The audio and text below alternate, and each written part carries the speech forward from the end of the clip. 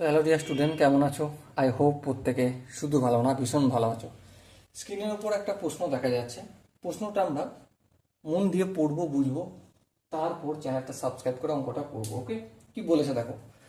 বলেছে যে একটি রম্বসের দুটি সন্নিহিত কোণের মান 2x-35 ডিগ্রি এবং x+5 ডিগ্রি হলে x এর মান কত। দেখো, রম্বস, এই আমাদের rhombus a b c d. রম্বসের ধর্মের মধ্যে আমরা কি জানি, যে রম্বসের এই এ বি বাহুটা কার সঙ্গে সমান হবে? এডি বাহুর সঙ্গে সমান হবে।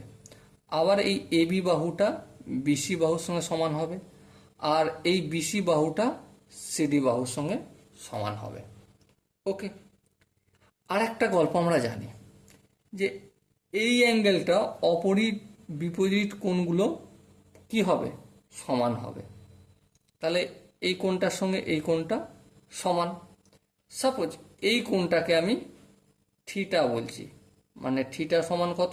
সাপোজ এটা ধরে নিচ্ছি আমি 2x-35 ডিগ্রি। আর সন্নিহিত কোণ, সন্নিহিত কোণ কোনটা? এইটা, এটাকে আমি আলফা বলছি।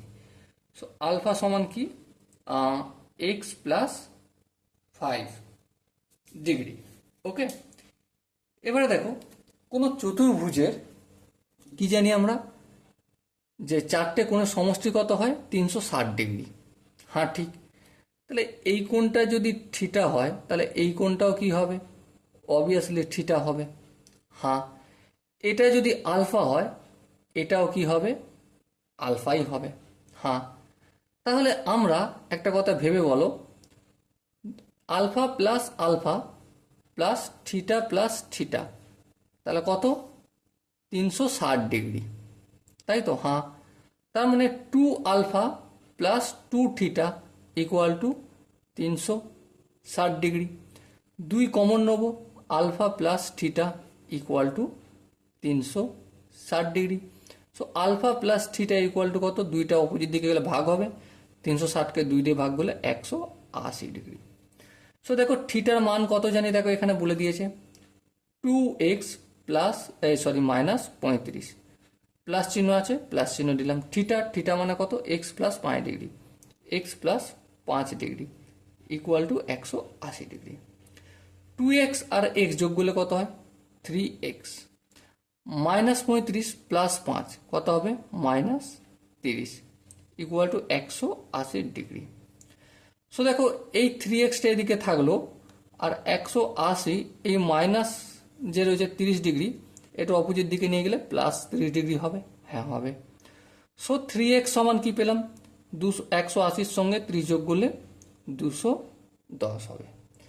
সো এবারে তিনটা অপোজিট দিকে নিয়ে গেলে 210কে 3 দিয়ে ভাগ করলে 70 ডিগ্রি হবে।